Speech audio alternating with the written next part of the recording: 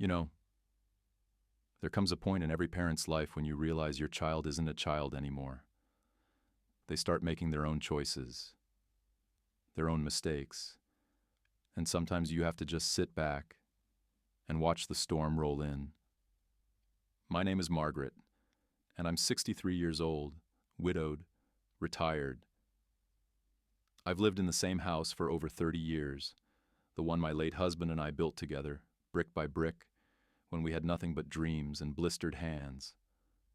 My son, Daniel, was my pride, my only child. Bright, warm-hearted, the kind of boy who'd give you the last slice of pie and still say he wasn't hungry.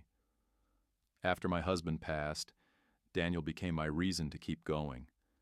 So when he brought home a girl named Emily, I wanted, so badly, to love her too.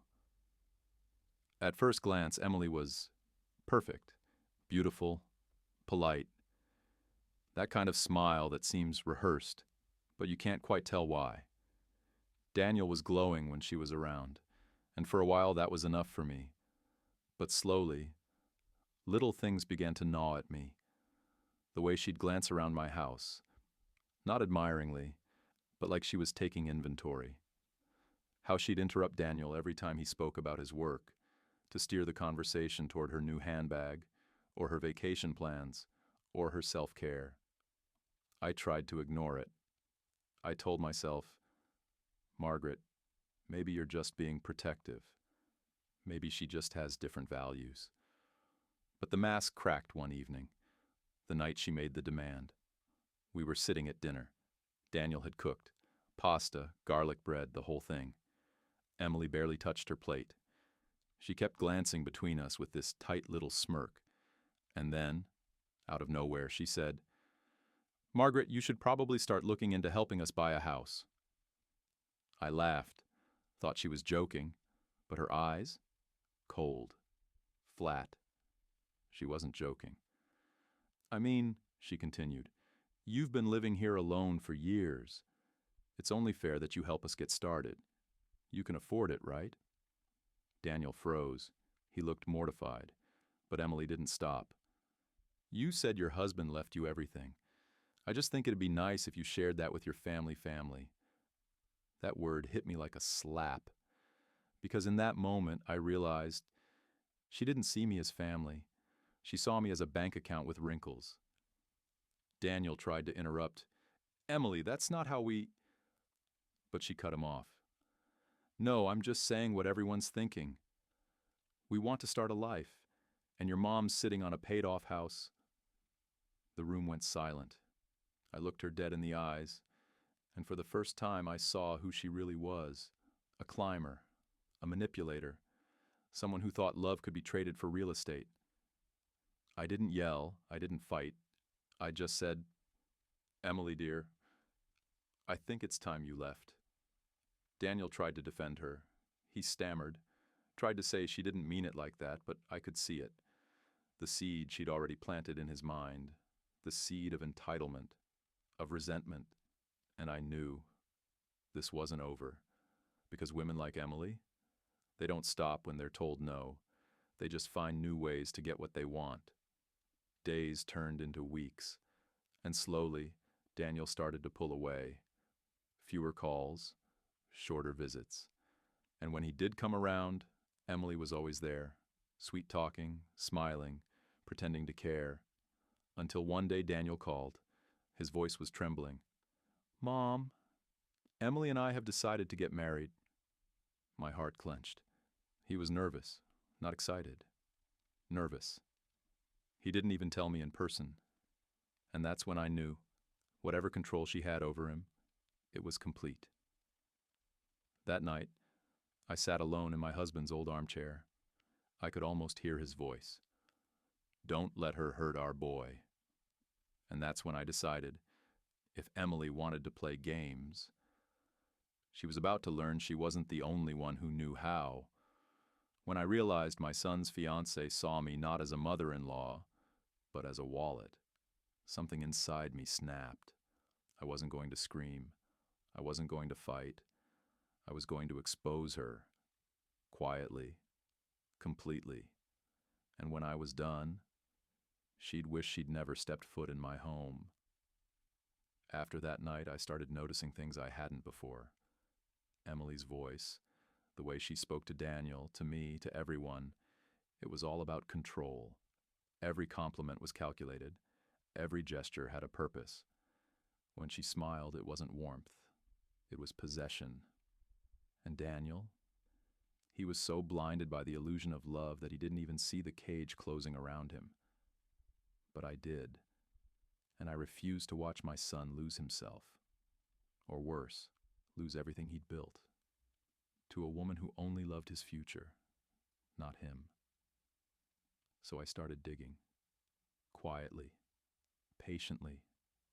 I wasn't trying to catch Emily. I just wanted to understand her. Where she came from. What she'd done before Daniel. She told him she worked as a freelance interior designer, that she had a few high-end clients and good savings. But something didn't sit right. Her story changed. Small details, timelines, job titles, even the city she supposedly worked in, they shifted, like sand slipping between your fingers. I decided to call in a favor from an old friend, someone who worked in real estate background verification. All I gave him was her full name and the city she claimed to have lived in. 2 days later, my phone rang. "Margaret," he said, "I don't know what your future daughter-in-law's told you, but she's not who she says she is." He told me she'd been married before, divorced, quietly, just a few years ago. Her ex-husband had filed for bankruptcy, and right before it went through, she transferred most of his remaining savings into her own account. It never made it into the legal paperwork. Technically, she hadn't broken a law, but morally, it was theft. She'd cleaned him out and left, and now she was doing it again, targeting a new man, my son, who didn't have much, but had a good heart. Because that's what people like her hunt for, good hearts. I remember sitting there in my kitchen, phone still in my hand, staring at the wall. For a long time, I couldn't move. Part of me wanted to storm into Daniel's apartment and show him everything right then, but I knew it wouldn't work. He wouldn't believe me. Not yet. She'd built her web too carefully. If I confronted her too soon, I'd just look like a jealous, overprotective mother. No, I needed something bigger, something undeniable. And that's when I thought of the wedding. The date was already set, 3 months away. Emily had taken full control of it, the venue, the guest list, even the color of the table napkins. She'd only asked me for one thing. "Margaret, you'll take care of the down payment on our first house, right?" That's your wedding gift to us.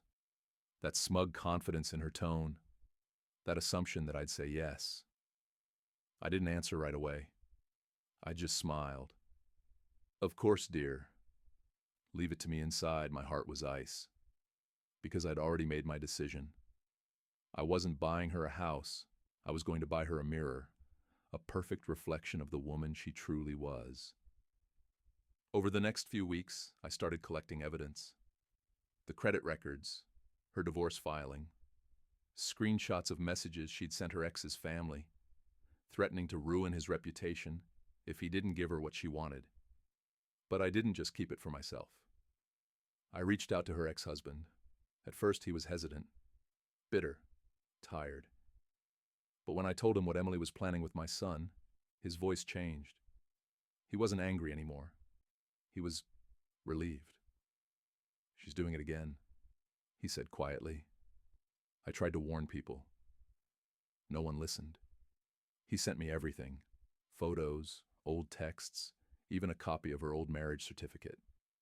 I printed it all and tucked it neatly into a white envelope, the kind you'd use for wedding invitations. And I wrote one word on the front: truth. The weeks before the wedding were agonizing. Daniel and I barely spoke. Emily made sure of that. Every time I tried to call, he'd say, "Mom, please, don't start. I love her. She's changed. Funny word, isn't it? like repainting a broken wall and pretending the cracks aren't still underneath. But I smiled through it all, played the part of the supportive mother, because that's what Emily expected. Obedience. She even had the audacity to tell me what to wear. Nothing too flashy, Margaret. I want all eyes on me. Oh, I thought, they'll be on you, sweetheart. Just not for the reason you think. The night before the wedding, I placed the envelope, truth, in my handbag. Inside it was everything. Every lie, every theft, every manipulation she'd ever pulled. I didn't sleep that night. I sat on my porch, watching the lights flicker across the snow, and I thought of my husband again. You can't save Daniel from pain, I imagined him saying, but you can make sure the right person feels it. By morning, I felt calm, too calm, because I knew what was about to happen. At the ceremony, Emily looked radiant, like she'd stepped out of a magazine cover. Perfect hair, perfect smile, perfect lie.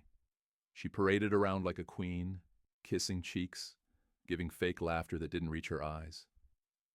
Daniel stood there, handsome, nervous, completely in love, and it broke my heart. The officiant began the ceremony. The guests smiled, and as they reached the vow exchange, I reached into my bag. My hands didn't tremble, not once, because this wasn't vengeance born of anger. It was justice born of love.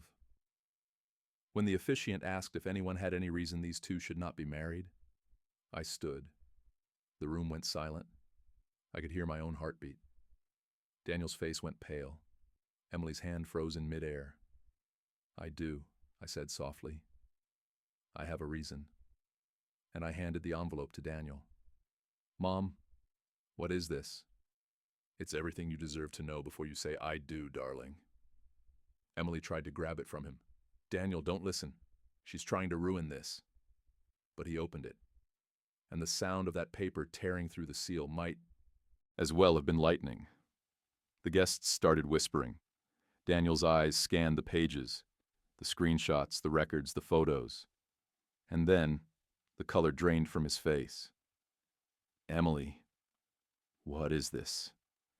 It's not what it looks like, she shouted, voice cracking. He made that up. He's lying. I looked at her, calm, steady. Your ex-husband sent them himself. Should I call him? And that's when she broke. Her expression twisted. Anger, fear, desperation all at once. You miserable old witch, she screamed. You've ruined everything. Daniel didn't say a word. He just turned and walked out. The wedding guests followed. Emily stood there alone, surrounded by flowers, trembling with rage. And I stood there, heart pounding, tears burning my eyes, not from guilt, but from release. Because the truth was finally free. That night Daniel came home. No words at first, just silence. Then he said, Mom, thank you.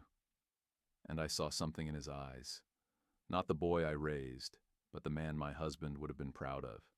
Sometimes revenge isn't about destruction. It's about revelation. You don't always have to shout the truth. Sometimes you just have to show it and let the silence do the rest. The morning after the wedding, that wasn't felt eerily quiet. I woke up before sunrise like I always do, but this time the house didn't feel like mine. It felt empty, even though nothing had changed physically. The photos on the wall, the ticking clock, the faint smell of coffee grounds. Something inside me had shifted forever. There's a strange kind of silence that follows the truth. Not peace, not chaos. Just the sound of everything that was fake finally collapsing. I didn't know if Daniel would ever forgive me. That thought kept replaying in my head. He'd looked so lost at the ceremony, his face pale, his voice silent. I didn't blame him. You don't just lose a fiancé that day. You lose the future you built in your head, the plans, the dreams, the illusions, and sometimes that hurts worse than any breakup. Still, I couldn't regret what I'd done. Not when I remembered the way Emily's eyes had gone from confident to terrified in a single heartbeat. That was the look of someone who finally had to face herself. Around noon, I heard the front door open. My heart stopped. It was Daniel. He didn't look angry anymore, just tired. He sat down at the kitchen table, the same place where he'd once done his homework, the same table where we'd celebrated birthdays and cried over my husband's passing. For a long while, neither of us spoke. The only sound was the quiet hum of the refrigerator. Then finally he said, "Mom, I didn't want to believe you." His voice cracked on the last word. "I thought you were just trying to control things. That you didn't want me to be happy." I looked at him, really looked, and I saw my boy again, the same boy who used to hold my hand when he was scared of thunder. "I know," I said softly. "That's why I had to show you instead of telling you." He leaned back, rubbing his face with both hands. "She told me you hated her. She said you were jealous because I'd found someone who made me happy." "And did she make you happy?" I asked. He didn't answer. He didn't need to. The silence was answer enough. After a few moments, he spoke again. "I went to her apartment this morning," he said quietly. "She was packing. She said I ruined her life." I waited. "But Mom, you know what I realized? She never said she loved me. Not once I felt my throat tighten. She only ever said she deserved me. Like I was some kind of reward." He laughed, a bitter, broken laugh, then shook his head. "God, I was such an idiot." "No," I said firmly. "You were kind. You believed in someone. That's not idiocy, Daniel. That's humanity. She just didn't deserve it." He looked up at me, eyes red but soft. "How did you know?" "Because," I said with a faint smile, "I've met her type before. The kind of person who thinks love is a transaction. They don't understand that real love is a commitment, not a contract." That was the first real conversation we'd had in months, and for the first time since my husband died, I saw Daniel as more than my son. I saw him as a man, wounded, but wiser. We talked for hours, about everything, about Emily, about trust, about mistakes. And at some point, I told him something I hadn't said out loud since the day of his father's funeral. "I was scared," I whispered. "Scared that if I didn't do something, I'd lose you too." Daniel reached across the table and took my hand. "You didn't lose me, Mom. You saved me." And in that moment, the weight I'd been carrying for months lifted.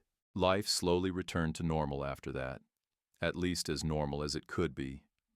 The gossip about the wedding disaster spread through town like wildfire. Some people pitied Daniel. Others judged me. But I didn't care. Because the people who matter, the ones who truly know your heart, they don't need explanations. And those who demand them wouldn't understand anyway. Emily disappeared from our lives completely. Rumor had it, she moved across the state, changed her last name, tried to start over, and maybe that's her punishment. Not a courtroom or handcuffs, but the endless running from her own reflection. A few months later, something beautiful happened. Daniel invited me over for dinner. When I walked in, I saw the table set for two, candles lit, soft music playing. "What's all this?" I asked. He smiled. "I thought it was time I took care of you for a change." We laughed, we cried, and for the first time in a long time, the house felt alive again. He told me he'd gone back to school, decided to finish his degree, to start a new career in counseling. He said what happened with Emily taught him something about people, about how pain can blind you. "I want to help others see the truth before it's too late," he said. And I thought, maybe that's what revenge really is. Not destruction, but transformation. Sometimes I think about Emily, not with anger anymore, but with quiet pity. Because people like her never find peace. They chase comfort, status, admiration, all the things love pretends to give, but never replaces. And in the end, they always end up alone. As for me, I still keep that white envelope. Truth. It's tucked in a drawer by my bedside, not as a trophy, but as a reminder that love, when it's real, doesn't demand proof, money, or a house. It demands honesty. If you're listening to this, maybe you've been through something similar. Maybe someone's lied to you, used you, or made you question your worth. If so, don't let anger eat you alive. Let it sharpen you. Let it teach you who deserves your heart and who doesn't. Because sometimes the sweetest revenge is walking away with your peace intact and letting the truth do what it always does, set you free. If this story touched you, hit that like button. Not for me, but for every parent, friend, or lover who's ever had to choose truth over comfort. Tell me in the comments, what would you have done in Margaret's place? And don't forget to subscribe to Revenge Flame for more real stories of betrayal, justice, and redemption.